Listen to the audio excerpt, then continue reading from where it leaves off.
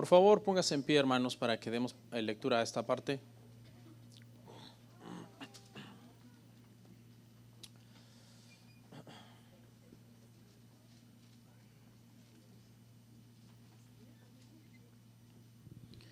Jeremías capítulo 1, versículo 1, y vamos a leer hasta el 5.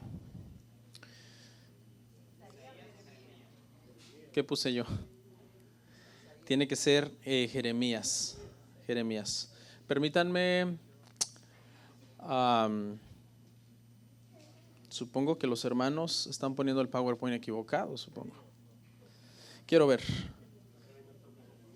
Permítame un segundito. Paciencia. La paciencia es la madre de la ciencia, dice el dicho. Sí, ellos están poniendo el PowerPoint equivocado. Ok, entonces busque Jeremías 1:1, vamos a leerlo mientras se los envío aquí ahorita una vez más. Tuvimos alguna situación ahí. Usted sabe, en vivo sucede de todo. Les ofrezco una disculpa si no se los envié, pensé que se los había enviado.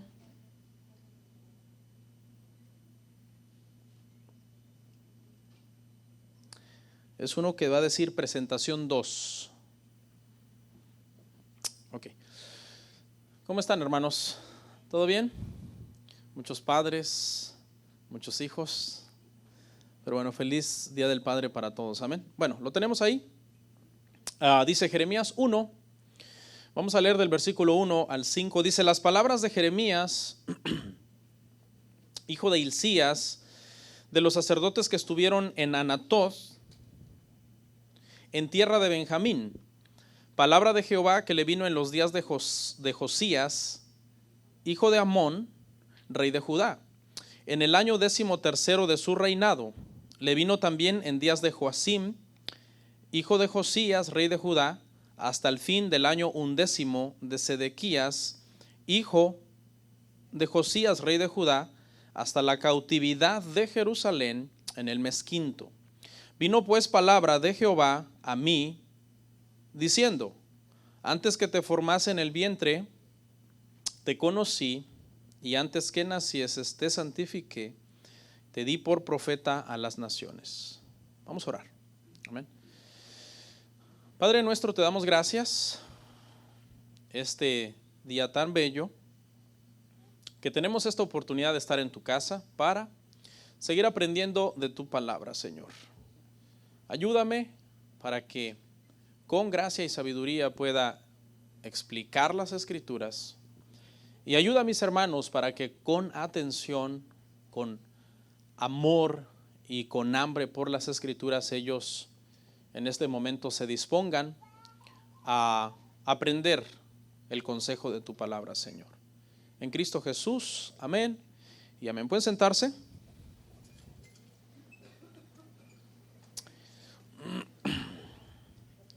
Hermanos, el día de hoy vamos a ver el libro de Jeremías, ¿ok?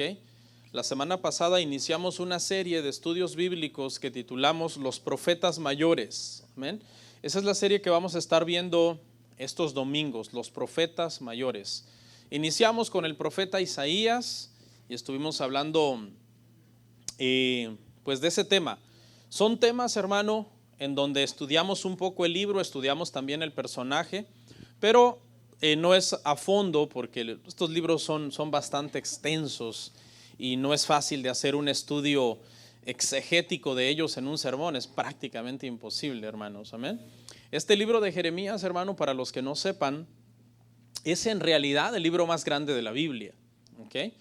Cuando nosotros buscamos el libro más grande de la Biblia por cuestión de cantidad de capítulos, es el libro de Salmos, ¿no? Que tiene 150 capítulos, pero en los manuscritos originales, cuando se hace un conteo palabra por palabra, este libro de Jeremías es el más grande de todos los libros de la Biblia. ¿Okay? Entonces, como comprenderá, no es un estudio a fondo, es un estudio donde tomamos algunos versos clave y estudiamos sobre ellos lo más importante. Isaías fue mucho antes de Jeremías, hermanos. casi unos 100 años aproximadamente antes de Jeremías. Entonces, el ministerio de Isaías lo tiene usted que poner en ese contexto, que es muy parecido al de Jeremías, pero muchos años antes de Jeremías.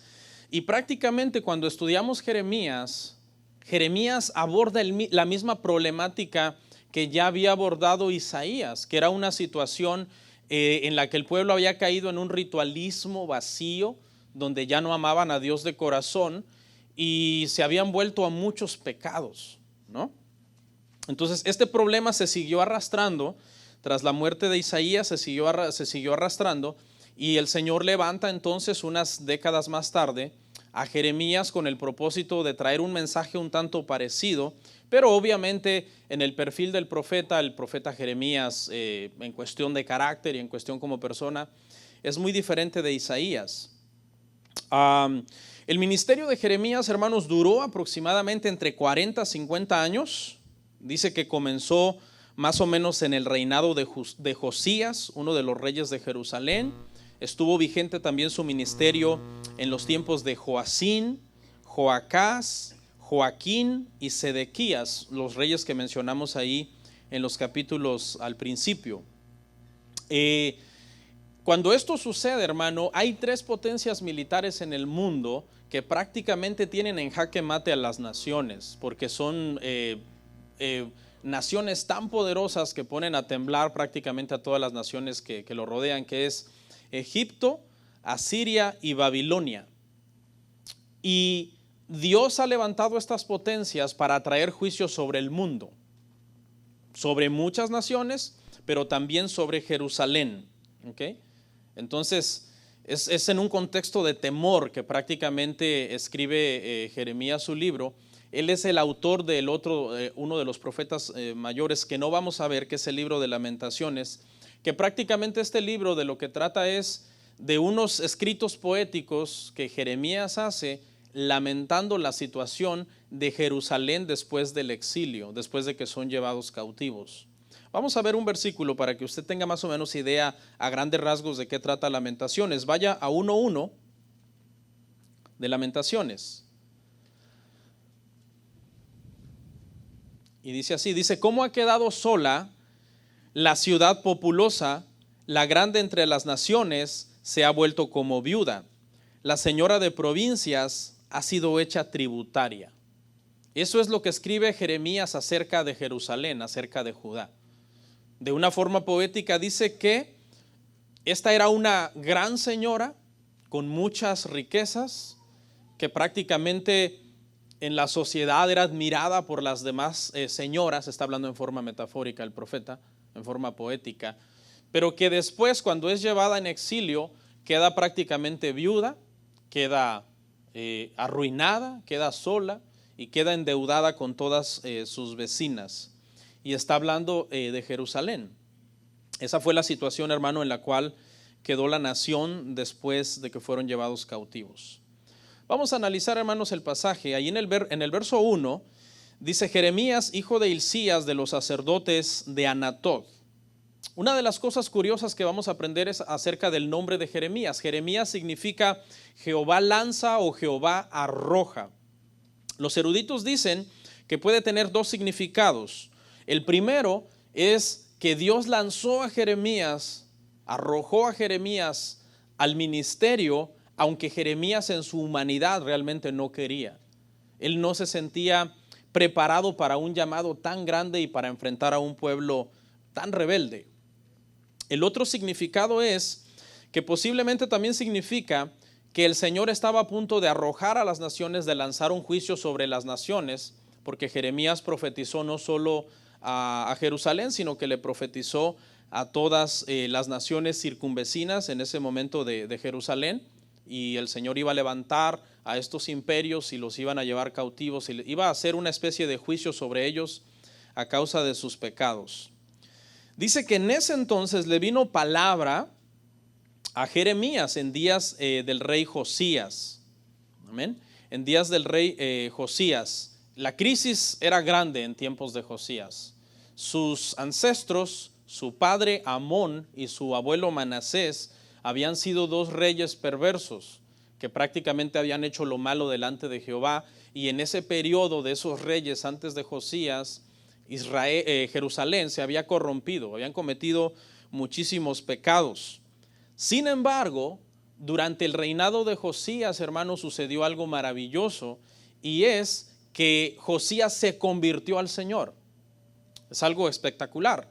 Él venía con la misma línea de impiedad de su padre y de su abuelo, con la misma tendencia a hacer lo malo, pero Josías se convierte, Josías nace de nuevo. Y vamos a ver qué fue lo que sucedió y cómo sucedió esta conversión. Lo primero que hizo Josías, hermano, o de las primeras cosas que hizo durante su reinado fue que él se propuso en su corazón reparar la casa de Dios, porque la casa de Dios había sido tenida en poco, y eso lo vamos a ver en Segunda de Reyes 22, 4 al 5. Estas son las cosas buenas que hizo Josías. Mire, Segunda de Reyes 22, 4 al 5 dice así.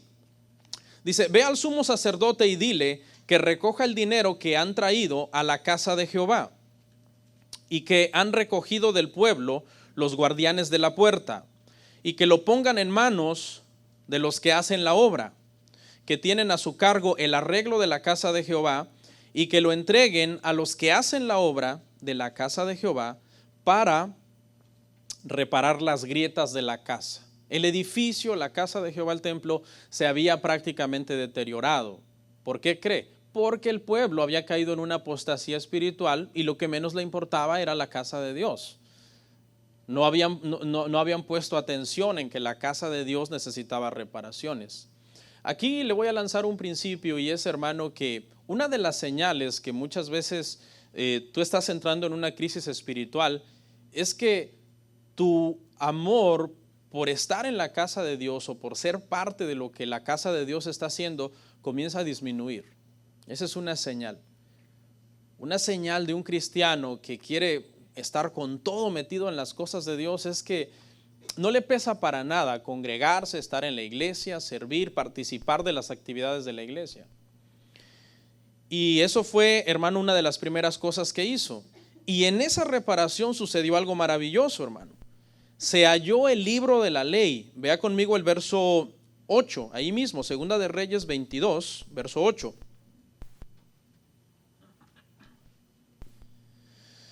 Dice: entonces dijo el sumo sacerdote Hilcías al escriba Safán: he hallado el libro de la ley en la casa de Jehová.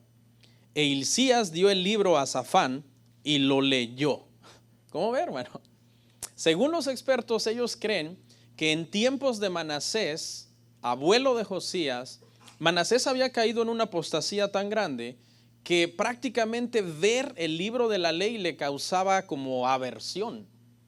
Y entonces, según algunos eruditos, Manasés mandó destruir copias de la ley porque él no las quería ver.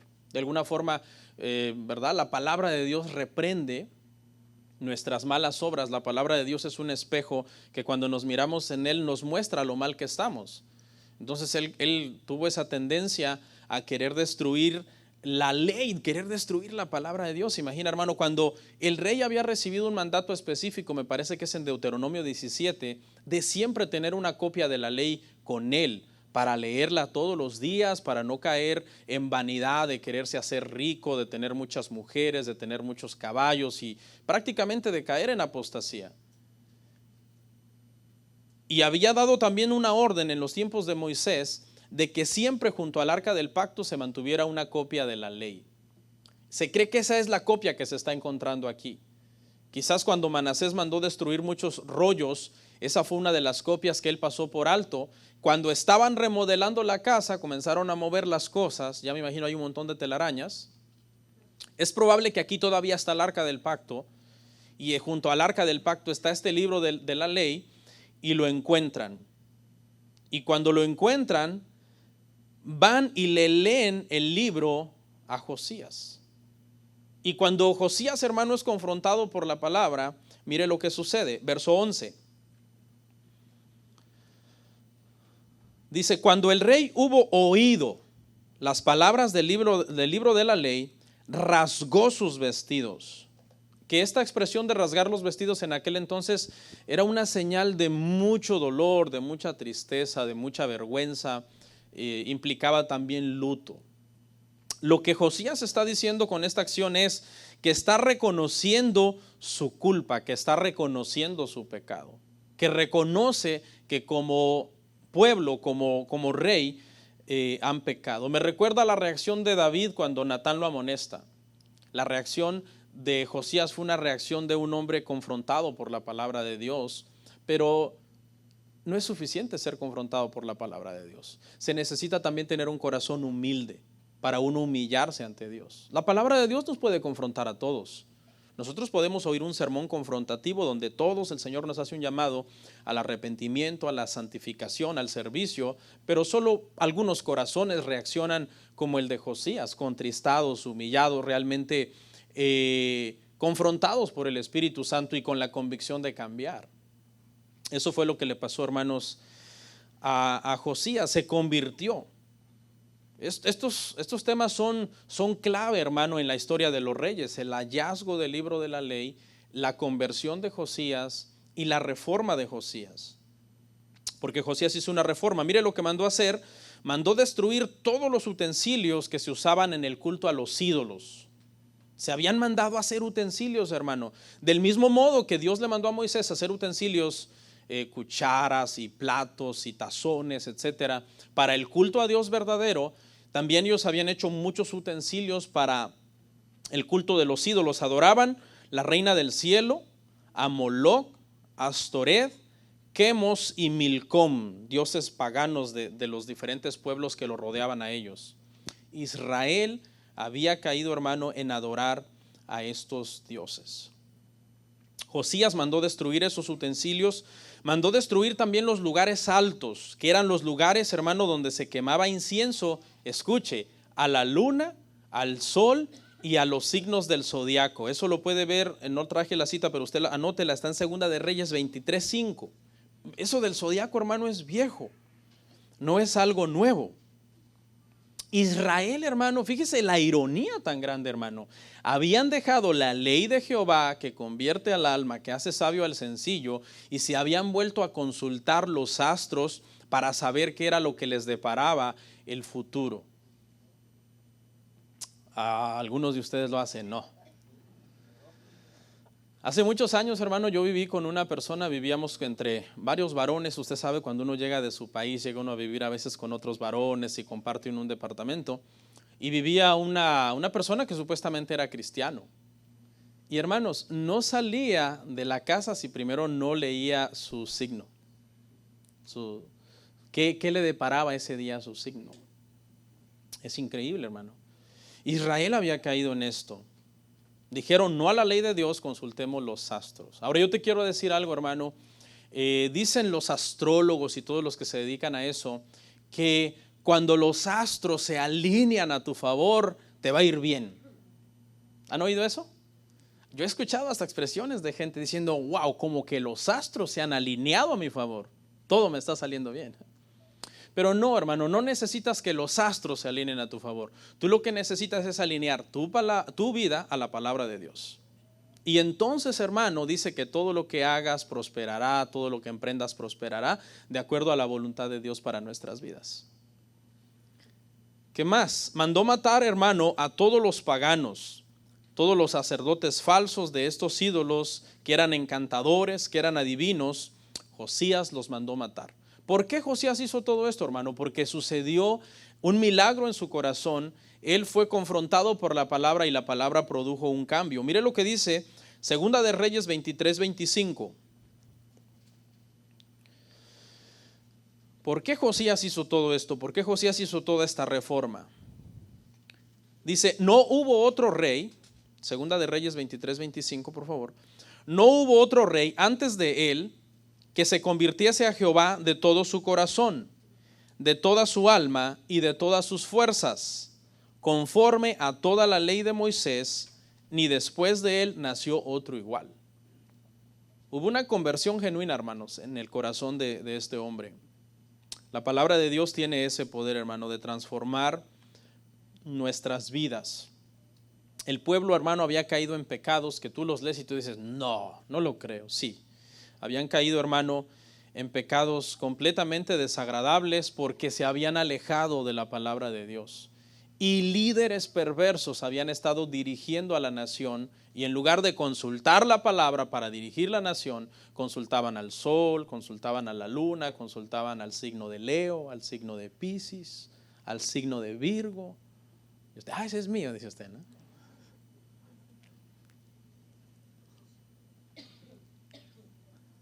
Judá estuvo siempre en ese sube y baja, hermano.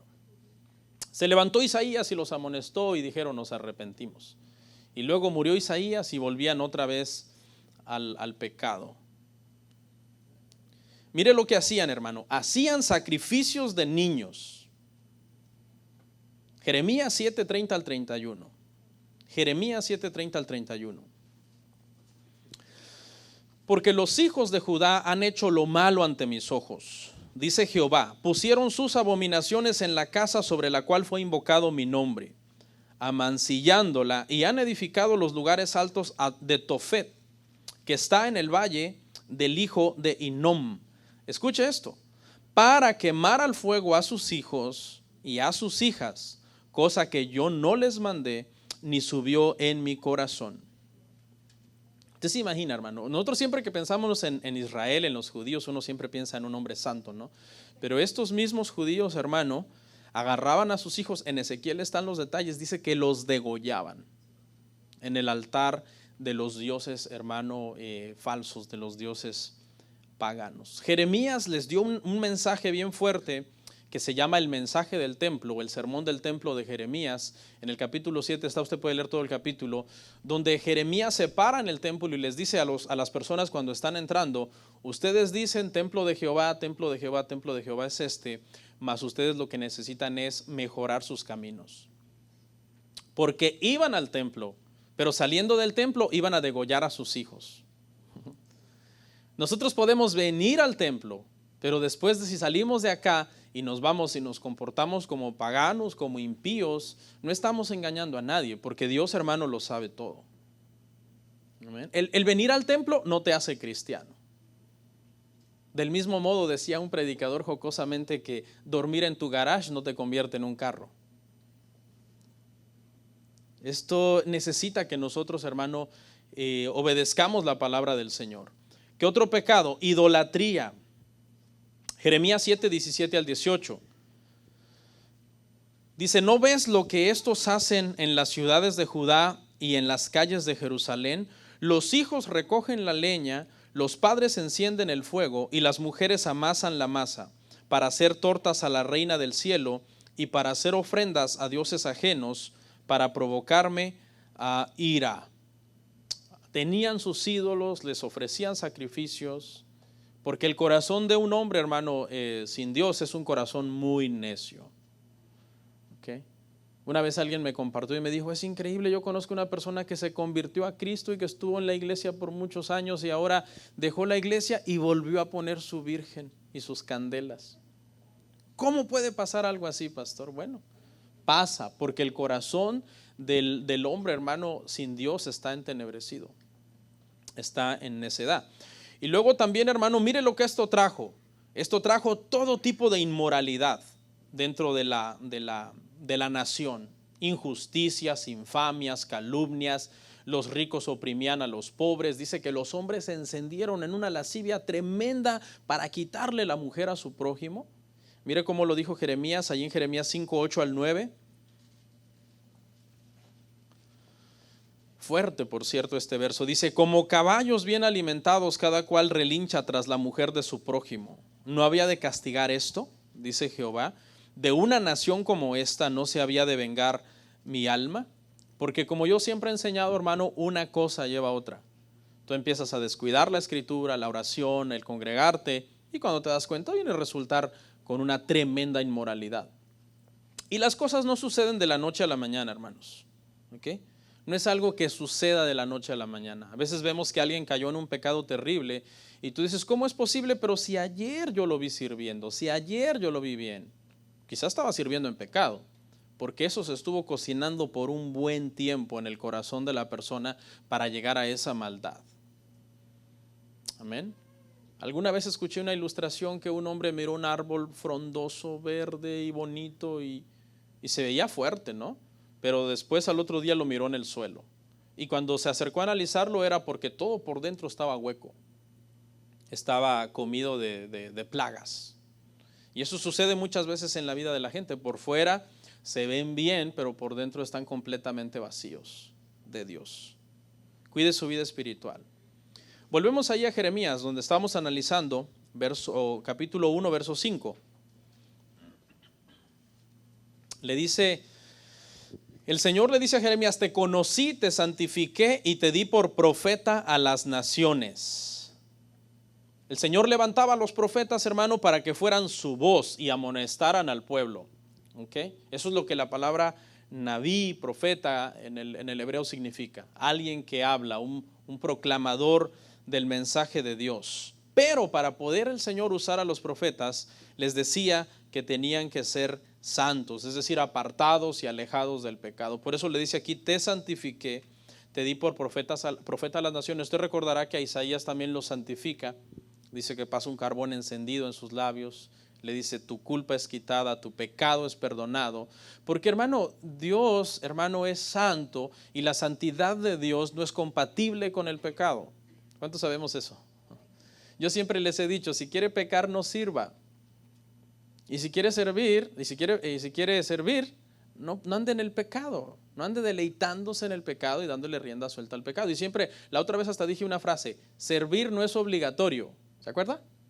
¿Qué dije en una prédica?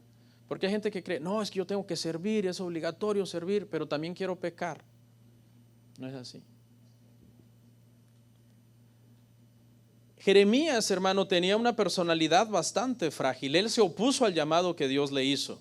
Su personalidad era demasiado débil. Mire lo que dijo en el verso 6, 1:6. Jeremías 1:6 dice: y yo dije: Señor Jehová, he aquí no sé hablar porque soy niño. Esta palabra no significa que era un niño en el contexto que nosotros entendemos, un niño de 5 o 6 años, sino que era muy joven.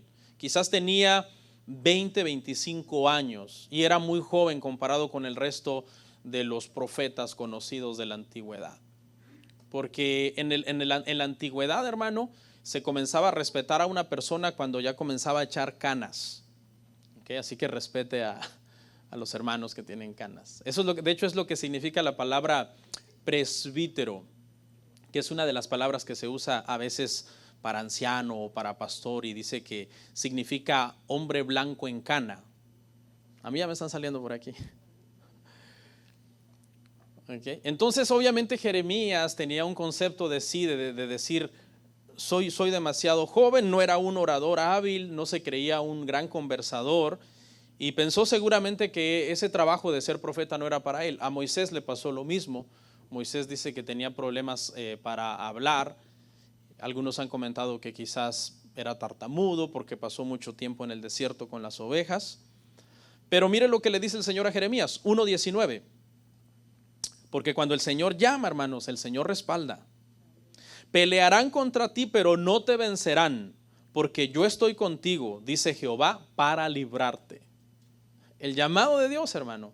Jeremías trató de oponerse al llamado de Dios. Eso lo puede usted leer en el capítulo 20, me parece que está. Déjele doy la cita porque no le quiero dar mal la cita. Quiero ver. Jeremías 20, versos 7 al 9. Jeremías se quiso oponer al llamado de Dios. Dice que quiso resistir el llamado. Quiso no hablar. Él dijo: yo no voy a hablar, Señor. Pero dice que el Señor, por medio del llamado, el llamado, hermano, de Dios en nuestros corazones, Jeremías lo describió como un fuego que no se puede resistir. Yo me acuerdo cuando el Señor me llamó al pastorado, el Señor me llamó al ministerio, por más que yo quería olvidarme del asunto, no podía. Y el llamado de Dios, hermano, es el que lo sostiene a uno en los momentos más difíciles del ministerio. Una iglesia puede ordenar a un pastor, porque ese es el trabajo de las iglesias, ordenar a un pastor. Un seminario puede preparar a un pastor, teológicamente hablando, pero solo Dios puede llamar a un pastor. Y si ese llamado no está, aunque tenga todo lo demás, aunque tenga una iglesia que lo ordene, o un seminario que lo prepare, simplemente el llamado no está. ¿Y por qué el llamado es tan importante? El llamado es muy importante porque el llamado es a sufrir. Mucha gente no sabe eso. El llamado al ministerio, hermanos, es el llamado a sufrir. Yo algunas veces cuando algún hermano me dice que quiere servir, le digo, hermano, bienvenido a sufrir. Porque eso es servir, es sufrir. Lo vemos claramente, hermano, en la vida de Jeremías.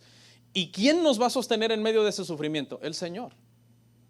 Si fuera por la carne de uno, no puede salir huyendo y escapar. Jeremías sufrió mucho. ¿Cómo lo conocían a Jeremías, hermano? El profeta llorón, así le llamaban a Jeremías. Porque vivió una vida en constante conflicto por predicar un mensaje de arrepentimiento y de juicio. Él nunca suavizó el mensaje, hermano. Le iba muy mal. Su llamamiento fue, hermano, al sufrimiento. Mire una de las cosas que le pidió el Señor. Le pidió cosas que uno dice, wow.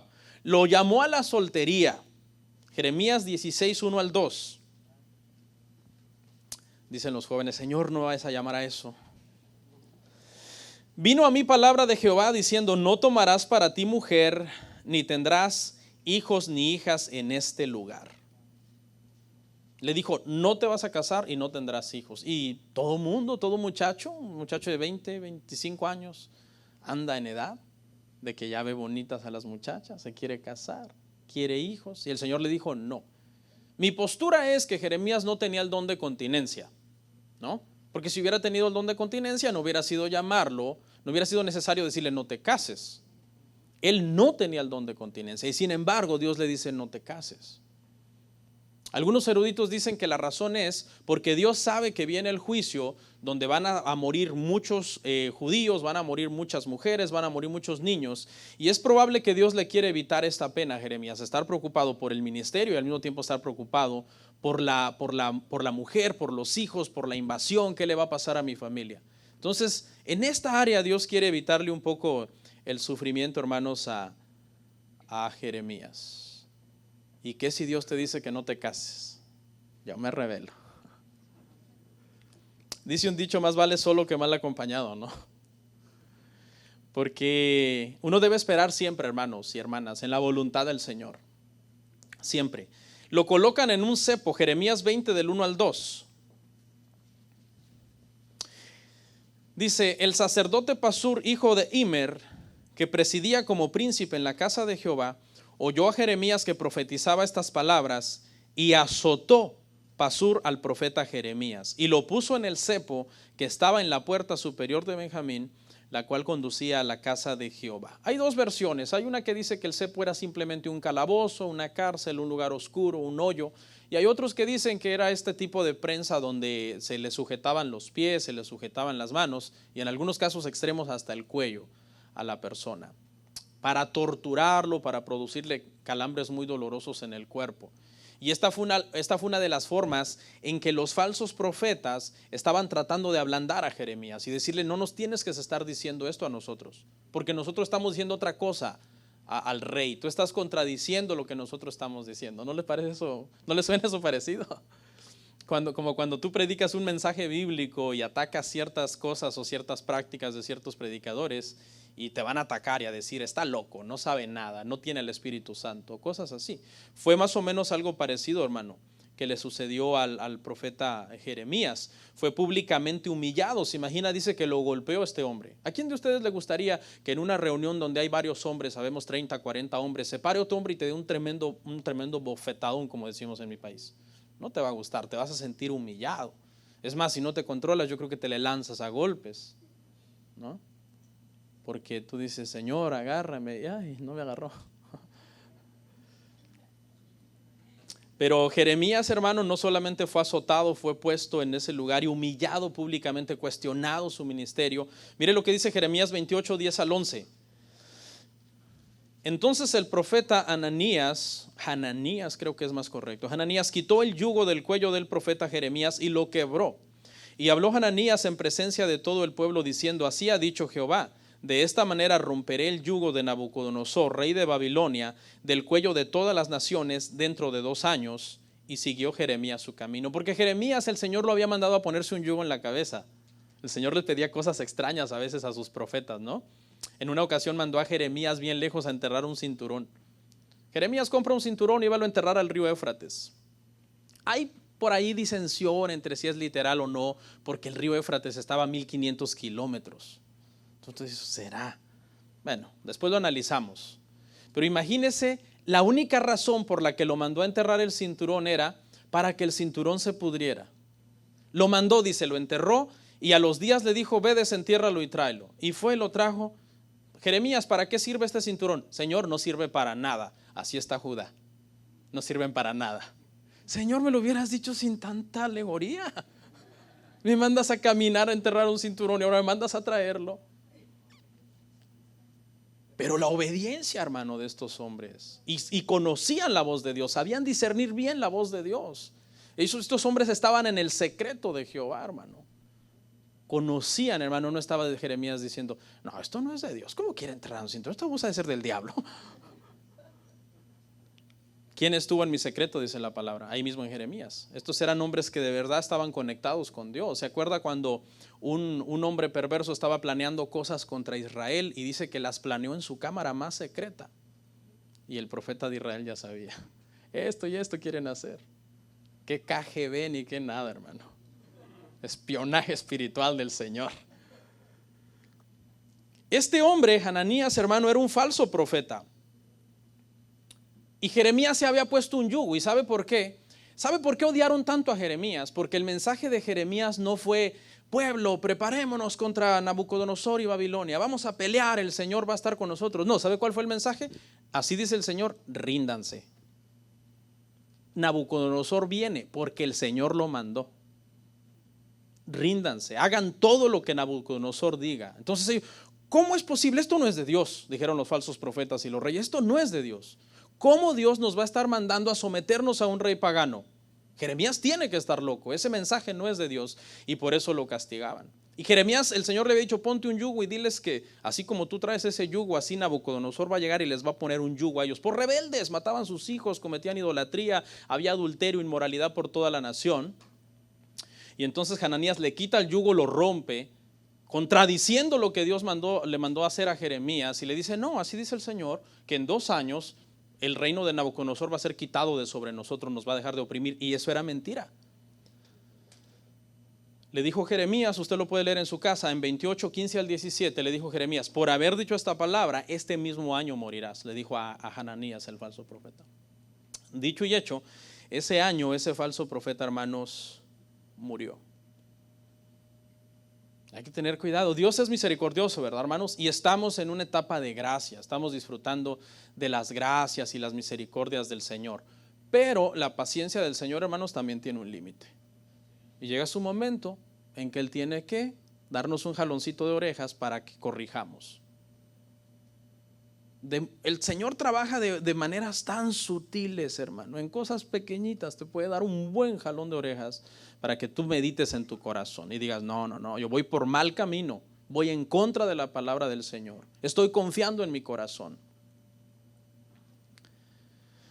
Así que, hermanos, un hombre de Dios tiene que decir, hermanos, lo que Dios dice. Y eso era lo que Jeremías decía, lo que Dios decía. Los falsos profetas decían mentiras, pero Jeremías era fiel al mensaje del Señor, hermano. Es irónico, hermano, pero en estos días, cuando más herramientas hay para nosotros interpretar sanamente la Biblia, es cuando más la Biblia está siendo torcida en las congregaciones.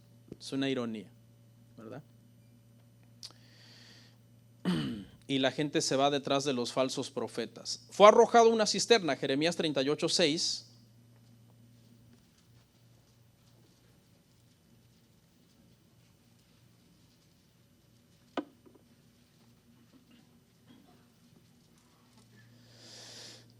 Dice, entonces llamaron ellos a Jeremías y lo hicieron echar en la cisterna de Malquías, hijo de Hamelec, que estaba en el patio de la cárcel. Y metieron a Jeremías con sogas, y en la cisterna no había agua, sino cieno.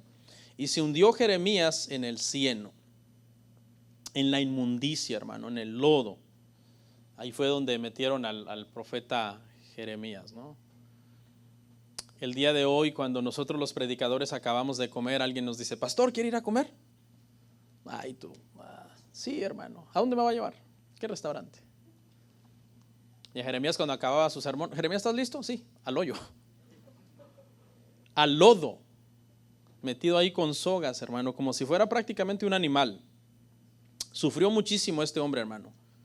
Por eso es que sus lamentos en Lamentaciones son de lloro, son de tristeza, por todo lo que la nación, hermanos, estaba pasando. La maldad, hermano, de Jerusalén llegó a un punto que Dios le dijo a Jeremías: no ores más por ellos. Lo vemos en Jeremías 7:16. Le dijo: tú pues no ores por este pueblo, ni levantes por ellos clamor ni oración, ni me ruegues, porque no te oiré. Por eso fue tan odiado por los judíos. Porque Jeremías, hermano, su mensaje fue duro, su mensaje fue fuerte. Y nosotros los predicadores tenemos que aprender algo, hermano. Es mejor ofender a 1,000,000 de pecadores con un mensaje de arrepentimiento que ofender a un Dios santo con un mensaje diluido. Es mejor agradar a Dios con la verdad, con la palabra del Señor. Y ahora sí, en esta parte del sermón, hermanos, vamos a ver uno de los asuntos más importantes del ministerio de Jeremías, y es que Dios lo usó, hermanos, para hablar del nuevo pacto, un nuevo pacto. Porque el viejo pacto, hermanos, Israel lo quebrantó, no lo cumplieron. Israel, los judíos, Jerusalén, ninguno de ellos cumplió, hermano, la ley. Mire lo que dice Jeremías 32:22 y 23. Dice: y les diste esta tierra de la cual juraste a sus padres que se la darías, la tierra que fluye leche y miel, y entraron y la disfrutaron, pero no oyeron tu voz, ni anduvieron en tu ley, nada hicieron de lo que les mandaste hacer. Por tanto, has hecho venir sobre ellos todo este mal. En resumen, hermano, la razón por la que las 10 tribus del norte fueron llevados cautivos y las tribus del sur fueron llevados cautivos fue por esto, porque ellos nunca obedecieron la palabra de Dios. Aquella ley que Dios les dio por medio de Moisés en el Sinaí y que ellos prometieron guardarla, protestaron solemnemente: sí los guardaremos, no los guardaron. Y entonces el juicio fue que fueron llevados cautivos, pero Dios tenía un plan, y el plan era, escuche, regresarlos del cautiverio y darles un nuevo pacto, porque el pacto antiguo era un pacto que ellos habían quebrantado, y ese nuevo pacto, hermano, nosotros sabemos que es en Jesucristo. Mire Jeremías 31:31. Jeremías 31:31, vamos a leer hasta el 33. He aquí que vienen días, dice Jehová, en los cuales haré nuevo pacto con la casa de Israel y con la casa de Judá, no como el pacto que hice con sus padres el día que tomé su mano para sacarlos de la tierra de Egipto, porque ellos invalidaron mi pacto, aunque fui yo un marido para ellos, dice Jehová. Pero este es el pacto que haré con la casa de Israel después de aquellos días, dice Jehová. Daré mi ley en su mente, escribiré y la escribiré en su corazón, y yo seré a ellos por Dios, y ellos me serán a mí por pueblo. Un pacto nuevo, un pacto diferente. Ya no un pacto en donde el sacerdote y los profetas estaban siempre presionando, amonestando, y la gente comenzaba a hacer muchas cosas, pero por mera obligación, ya no nacía en su corazón. Habían caído ya en un ritualismo de hacer las cosas mecánicamente. Entonces Dios tiene esta idea maravillosa, que obviamente había sido preconcebida desde antes de la fundación del mundo, de que iba a ser un pacto directamente con cada persona, en el corazón de esas personas, pero por medio de Jesucristo. Un pacto nuevo, un pacto que ya no era un pacto con un pueblo que tenía que estar siempre luchando porque no iba a cumplir esa ley, sino con Jesucristo, para que nosotros al nacer de nuevo tengamos esa fuerza, esa voluntad, voluntariamente de nosotros obedecer al Señor y obedecer su palabra. Y eso es lo que es nacer de nuevo, hermanos. ¿Okay? Cuando una persona no ha nacido de nuevo, muchas veces está como obligándose a ser cristiano, y uno, por más que le quiera ayudar, no puede uno hacer nada. Yo he conocido a personas así, hermano, que por años luchan por tratar. Yo no me voy de la iglesia porque si me voy de la iglesia me va mal, me voy a acabar de perder. Y se esfuerzan y están como en una lucha como por querer nacer de nuevo ellos y no pueden, salen de aquí, hermano, y pueden estar aquí, salen de aquí y su vida es un desastre allá afuera, hermano. Viene una tentación, pasa una mujer mal vestida, no tiene ninguna fuerza para voltear por otro lado, su corazón se va como el buey, dice, que es llevado al matadero. O sea, cuando una persona no ha nacido de nuevo, hermano, no tiene ninguna fuerza espiritual para luchar contra el pecado. Y el nuevo pacto lo que hace es eso. ¿Okay?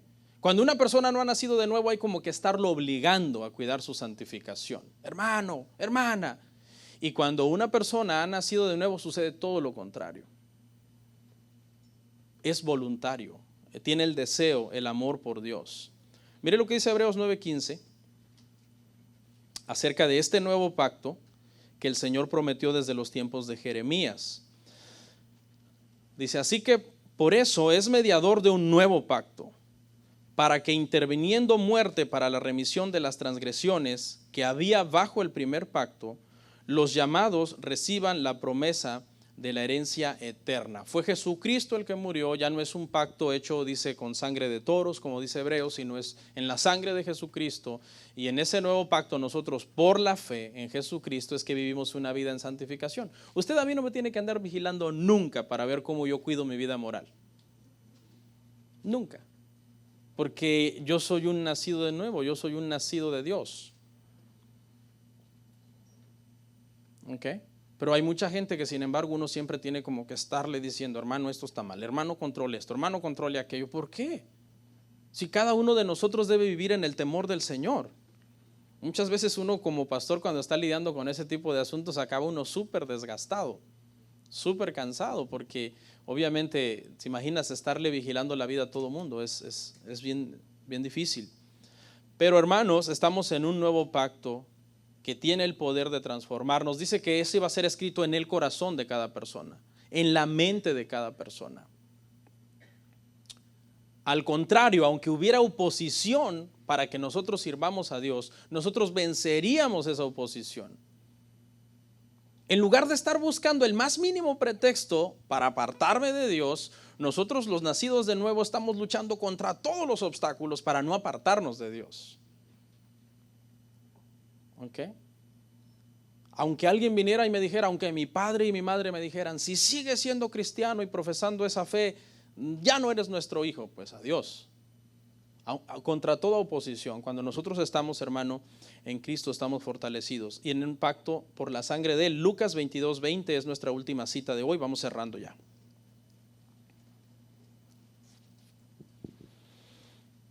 Lucas 22:20 dice, de igual manera, después que hubo cenado, tomó la copa, diciendo, esta copa es el nuevo pacto en mi sangre, que por vosotros se derrama. Ahí está, la confirmación de lo que el Señor le había dicho a Jeremías. Los voy a traer del cautiverio y cuando los traiga, les voy a dar un nuevo pacto escrito en su mente, escrito en su corazón. Ellos me van a buscar de todo su corazón. Va a haber esa voluntad propia de cada uno de buscarme con todo su corazón, y eso sucede cuando nosotros nacemos de nuevo, hermano. Una de las cosas más importantes que tenemos que aprender, hermanos, del libro de Jeremías es esto: la promesa de un nuevo pacto que habla de Jesús. Para cerrar, les comento que según estudiosos, Jeremías recibió una muerte trágica aproximadamente a los 85, 90 años, cuando ya era un anciano. Fue apedreado según la tradición, esto no está en la Biblia, y esa fue prácticamente la coronación de su ministerio.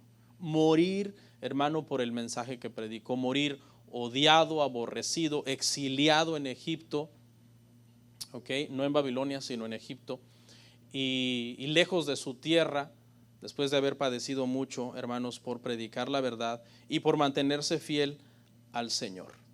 Vamos a orar.